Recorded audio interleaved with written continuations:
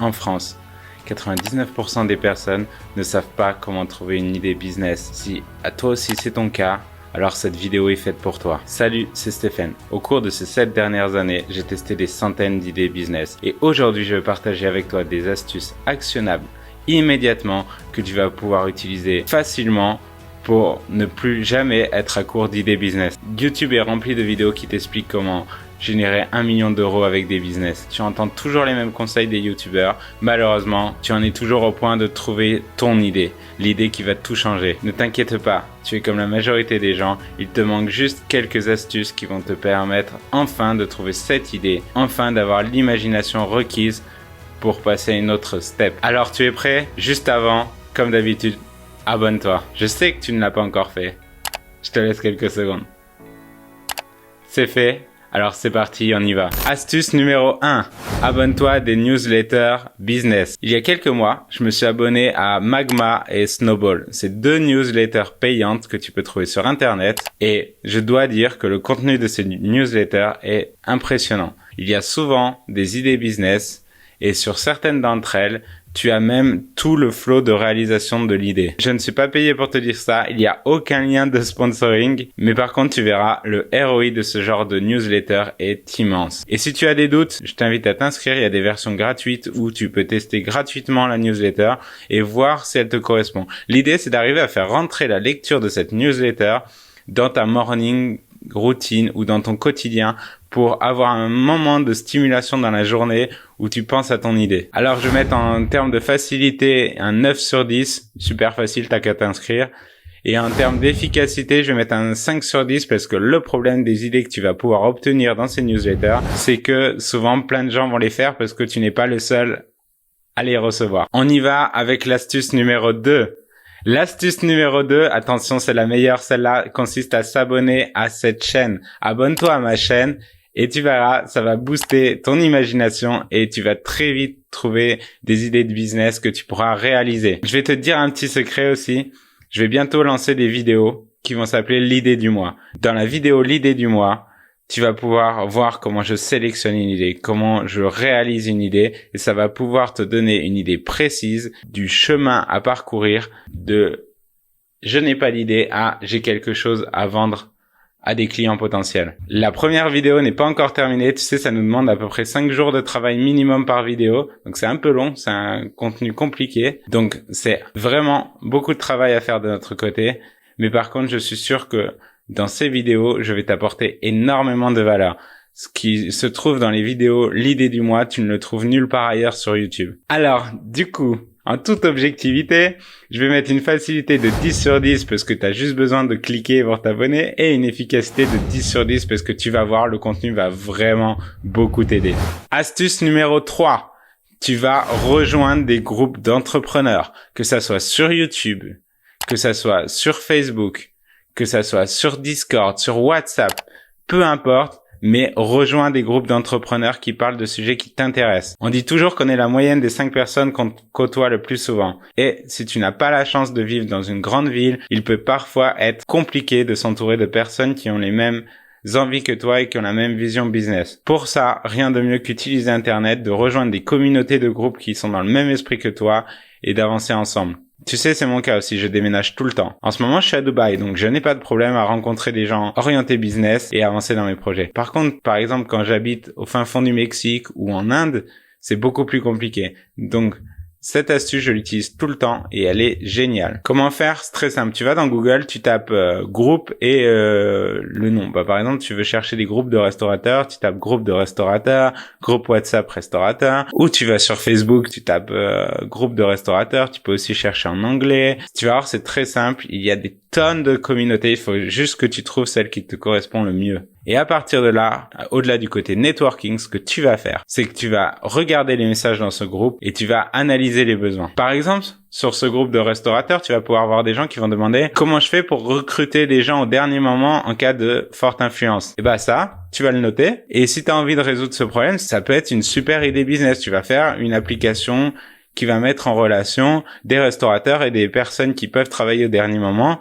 pour les faire matcher et qu'à la fin, les restaurateurs puissent trouver un employé, l'employé puisse trouver un job en restauration à ce moment-là, peut-être mieux payé parce qu'il sera prêt à le faire au dernier moment. Voilà, tu vois, en 2 secondes, on a trouvé une idée business. Et ben, c'est ça que tu vas faire. L'autre point hyper positif de ça, c'est que ce restaurateur qui va avoir posé la question, quand tu auras développé ton produit, tu vas pouvoir aller le voir direct. Et tu auras directement ton premier testeur à qui tu pourras parler. Donc c'est génial en fait. Tu as déjà identifié un problème et un client potentiel. Donc en facilité, je vais mettre un 8 sur 10. Il suffit juste que tu ailles trouver le groupe qui te correspond. Et en efficacité, je vais mettre la note de 7 sur 10. Astuce numéro 4. S'inspirer de ses propres besoins non satisfaits. Là, tu vas faire comme le fondateur d'Airbnb, Brian Chesky. Lui avait un problème. Il avait un appartement qu'il voulait sous-louer en partie pour gagner de l'argent, mais il n'y avait aucune plateforme pour le faire. Donc il l'a fait. Quels sont les avantages de ça? Tu es ton propre client. Pourquoi c'est important? Parce que un projet, c'est un marathon. Et quand tu es ton propre client, tu vas prendre un plaisir fou à résoudre ton problème. Tu auras beaucoup plus d'instinct sur comment le résoudre. Tu auras sûrement déjà un réseau de connaissances et de clients potentiels autour de toi. C'est ce que je fais dans cette chaîne. Je fais les vidéos que j'aimerais trouver sur YouTube. Si ça te plaît, dis-le moi dans les commentaires. Tu vas me dire que tu as l'impression de ne pas avoir de besoins non satisfaits. Et c'est faux. Et j'ai une astuce pour toi pour détecter ces problèmes. À partir de maintenant, à chaque fois que tu vas ressentir une petite frustration dans ta vie, dans ton travail, tu vas prendre ton téléphone et la noter. Et ce que tu vas faire, une fois par semaine, peu importe, le vendredi, le samedi, le dimanche, tu vas prendre 15 minutes de ton temps, relire ces frustrations et essayer de voir quels produits tu pourrais mettre en face pour les résoudre. Tu ne vois pas de produits qui peuvent résoudre ces frustrations, tu n'as pas assez d'imagination. Ce que tu vas faire, tu vas copier-coller ta liste de frustrations dans ChatGPT et tu vas lui demander d'imaginer un produit qui pourrait résoudre chacun des problèmes. Et tu verras, il va te donner des centaines d'idées que tu pourras mettre en place. Après, c'est très simple. Il te reste plus qu'à choisir la meilleure idée et de te lancer. En facilité, je vais mettre un 5 sur 10. Ça va te demander quand même du travail. Ça va te demander de noter, de retenir ce que tu veux faire, d'analyser, et c'est un processus un peu long. Et en efficacité, je vais mettre un 10 sur 10 parce que être son propre client, c'est le meilleur moyen de réussir ses projets. L'astuce numéro 5 consiste à analyser ce qui se passe, analyser les tendances. Une étude de McKinsey a montré que les entreprises qui suivaient les tendances ont beaucoup plus de chances de réussir dans leur projet qu'une entreprise qui ne les suivrait pas. Alors pourquoi t'en priver? Tu vas me dire que tu sais pas où trouver les tendances? Ok, ce que je fais, c'est que j'utilise principalement 3 outils pour suivre les tendances. Tu as Google Trends qui va te permettre de savoir les mots-clés les plus tapés sur Google. Ça va te permettre de voir ce qui est en tendance aujourd'hui. Et par exemple, dans le passé, on voyait vraiment la hype autour des cryptos. En ce moment, on voit plutôt une hype autour de ChatGPT. Tu as BuzzSumo. BuzzSumo, c'est un outil qui va te permettre de voir les contenus qui sont le plus partagés sur les réseaux sociaux. Tu as aussi Feedly qui va lui permettre d'agréger tout plein de news sur des domaines précis. Donc si tu as un domaine que tu adores, tu vas dans Feedly, tu cherches ce domaine, tu vas voir toutes les news là-dessus. L'idée, ce n'est pas d'y passer tout son temps. L'idée, c'est de prendre 15 minutes par semaine pour extraire les trends les plus chauds de la semaine. Ok, mais comment t'en fais un produit? J'ai créé une technique qui s'appelle le mix. Elle consiste à mixer un sujet trendy du moment avec un domaine qui te plaît. On va faire un exemple, tu vas voir, ça va être simple, tu vas comprendre. Imagine, tu t'intéresses à la restauration et imagine, on est en ce moment et ChatGPT explose. Du coup, le mix va consister à prendre ChatGPT, la restauration et voir comment les faire s'aligner pour en faire un produit et résoudre un problème, parce qu'on est là pour résoudre un problème. Si à cette étape-là, tu as encore un manque d'imagination, ce que tu vas faire, c'est que tu vas tout simplement demander à ChatGPT. Tu vas lui dire, donne-moi toutes les idées produits qui pourraient mixer ChatGPT et la restauration. Et là, ChatGPT va te donner tout plein d'idées. Il y en aura des intéressantes, il y en aura des farfelues, mais dans tous les cas, tu vas voir, tu auras plein d'idées. Tu me crois pas? J'ai fait le test pour toi. Je lui ai demandé justement de me donner les idées qui pourraient mixer ChatGPT et la restauration. Et alors, qu'est-ce qu'il nous a donné? Il nous a donné un assistant de commande vocale, où le client pourrait prendre sa commande vocalement et on pourrait demander à ChatGPT d'envoyer un résumé en cuisine. L'idée numéro 2, c'est un chatbot d'explication de menu. Imagine, tu es dans un restaurant italien, tu as des lasagnes, toi, tu ne sais pas ce que c'est, le ChatGPT va venir t'expliquer que des lasagnes, c'est une succession de viande, de pâtes, de crème, et ainsi de suite. Il m'a donné des tonnes d'exemples comme ça, on va pas tous les faire, mais voilà, C'est un exercice super marrant. Je t'invite à le faire très régulièrement, de prendre un domaine qui te plaît, de le mixer avec quelque chose de trendy et demander à ChatGPT d'en créer des produits. Et peut-être que tu vas découvrir le produit qui va changer ta vie. En facilité, je vais mettre un 7 sur 10. Ça demande quand même de la recherche et de la méthodologie. Et en efficacité, je vais mettre un 7 sur 10 aussi parce que ça peut t'amener à des projets un peu farfelus qui n'ont pas forcément de marché en face. Donc il va falloir après analyser ton marché et potentiellement aussi c'est un marché que tu connais pas. Et donc il va falloir vraiment arriver à mixer tout ça pour en extraire le meilleur. L'astuce numéro 6 consiste à trouver des problèmes connus et d'appliquer des solutions hyper innovantes à ces problèmes. Si toi aussi tu veux rejoindre le clan des entrepreneurs à succès, cette astuce est pour toi. C'est ce que font de nombreux entrepreneurs comme Reid Hoffman, le fondateur de LinkedIn. Prendre une problématique un peu poussiérée, la dépoussiérer et trouver une réponse technologique à cette problématique. C'est ce qu'il a fait avec LinkedIn et le réseautage professionnel. Le réseautage professionnel, c'est très vieux. Et pour autant, il a réussi à le révolutionner en appliquant une couche technologique. Et c'est ce que l'on va faire avec cette astuce. Pour résumer, tu prends un problème qui répond à un marché énorme et qui est résolu par une solution assez ancienne. Et tu trouves un moyen plus moderne de résoudre ce problème. Facilité 4 sur 10. Ça demande un gros investissement au départ. Par contre, efficacité, je vais mettre un 9 sur 10 parce que tu as un énorme marché devant toi et les gens ont déjà validé ce marché. Astuce numéro 7. S'inspirer de modèles d'affaires qui fonctionnent sur d'autres domaines. C'est par exemple ce qu'a fait Netflix quand ils ont adapté le modèle d'abonnement des magazines aux séries et films sur Internet. Ici, l'idée c'est de laisser libre cours à ton imagination et de commencer des phrases par « et si ». Et si je décidais de connecter des personnes qui veulent aller quelque part avec des chauffeurs et je crée Uber. Et l'idée ici, c'est de ne pas recréer la roue. L'idée ici, c'est d'utiliser quelque chose, un modèle de distribution qui existe dans un domaine et de l'appliquer à un autre. En facilité, je vais mettre un 3 sur 10 parce que ça te demande quand même beaucoup d'imagination. En efficacité, je vais mettre un 7 sur 10 parce que c'est pareil, tu peux arriver à des idées un peu farfelues. Astuce numéro 8. Écoutez les feedbacks clients. Selon une étude de PwC, 73% des clients apportent énormément d'importance à leur expérience. Et c'est le facteur primordial qui décide d'un achat ou non. Une astuce que j'utilise tout le temps. Tu vas voir, celle-là, elle est vraiment cool. Imagine, tu as une idée sur un domaine. Ce que tu vas commencer par faire, c'est trouver tes compétiteurs. Puis, tu vas identifier un compétiteur. Tu vas prendre Google, tu vas taper le nom de ton compétiteur et review. Imagine, tu veux faire un meilleur Notion, tu vas taper Notion Review. Là, tu vas tomber sur plein de sites, tu vas les ouvrir un par un et tu vas regarder les commentaires utilisateurs. Tu vas ouvrir un Google Sheet à côté, tu vas commencer à mettre point d'amélioration et à compter le nombre d'itérations. Par exemple, sur Notion, si un utilisateur qui veut une meilleure notification, tu vas marquer une meilleure notification et 1. S'il y en a un deuxième, ça va passer à 2, etc., etc. À la fin, tu comptes les points, tu prends les points d'amélioration les meilleurs et tu vois comment tu peux en faire un produit. Encore une fois, si tu n'as pas d'idée, tu prends ces points d'amélioration et tu demandes à ChatGPT quel produit répondrait le mieux à cette problématique. Facilité 10 sur 10, c'est très simple, t'as qu'à lire les commentaires, les extraire. Si tu ne veux pas le faire, tu peux payer des gens sur Upwork pour le faire. Efficacité 5 sur 10, il faut toujours se rappeler d'une chose hyper importante. Souvent, l'utilisateur ne sait pas ce qu'il veut.